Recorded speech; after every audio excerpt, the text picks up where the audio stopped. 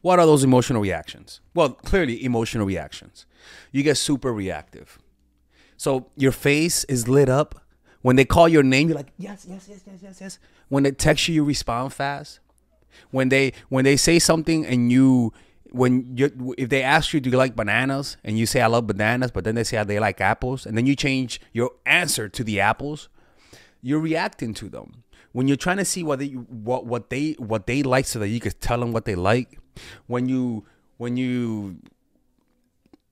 like you get what I'm trying to tell you is that you just get very emotionally reactive. In fact, you are nervous around them.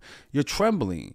You speak low. You look around because you're so nervous. All of that emotional reactivity, or even you have your little twitches, your quick twitches. You go like that, you know, like all that kind of stuff. It's not cute.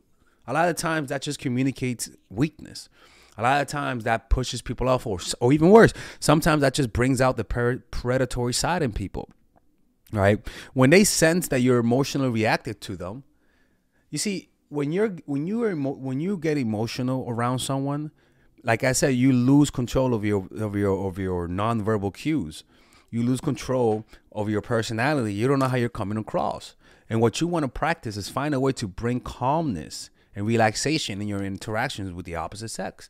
And you learn to do that through practicing meditation, right? When you're in that reactive state, when the date is over, you're consistently thinking about them. And there's nothing wrong with doing that.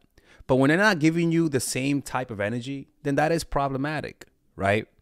So you are emotionally reactive, and when someone sees that, they can sense they can control you, and they lose respect. They'll think you're better than them because that's what you're reacting that way.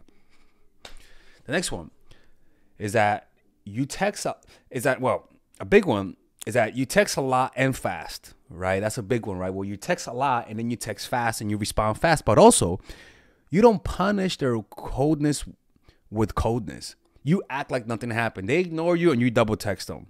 And I've done this because I'm naturally a nice guy.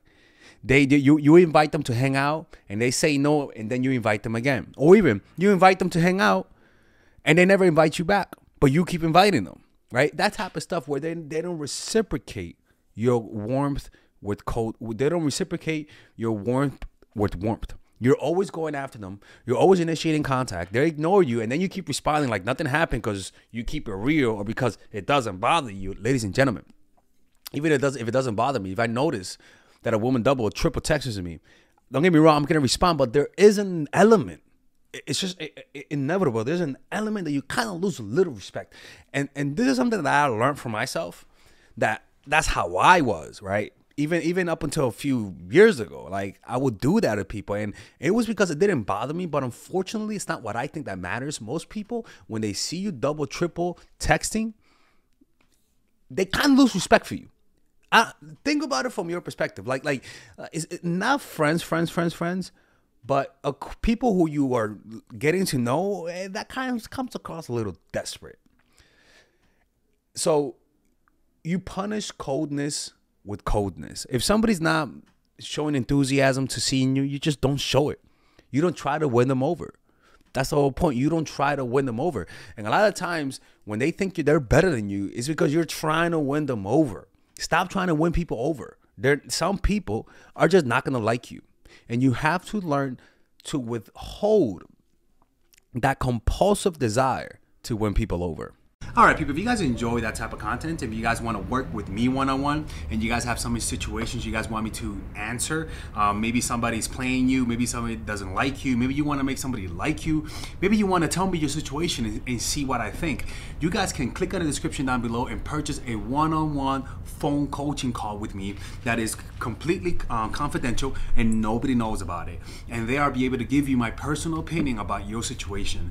And at the end of the day, when you work with me, you're gonna get answers, all right? The point is that you're not gonna waste your time. If you guys want to do that, click on the description down below. Those are the one-on-one private confidential phone calls. And if you guys want to be able to, for me to answer your questions, like you see in my videos where I answer questions, you guys can book an email coaching session, which is more affordable, and you guys can change things around and nobody will know it's you. And there you'll be able to get a one-on-one type of coaching, and I'll be able to post it on YouTube. And the beauty about it is that nobody finds out, because you could just change your name, people. You say you're in China, I'm gonna say you're in Australia. Nobody's gonna find out, people. Now, I wanna make it clear. The private one-on-one phone call are private, confidential. The email coaching calls, as you guys can see, are things that I post on YouTube. They're more affordable, and they let me post a video on it. As long as you change things around, nobody will know it's you. So don't be shy, man. I love working with people, and at the end of the day, it's my passion to help people. You guys have no idea how happy this makes me to be able to help you guys at an individual basis. And at the end of the day, you're gonna get my honest advice. A lot of people bullshit you just to bring you back as a customer. If you guys are looking for that honest advice, this is the guy for you. Okay? See you guys.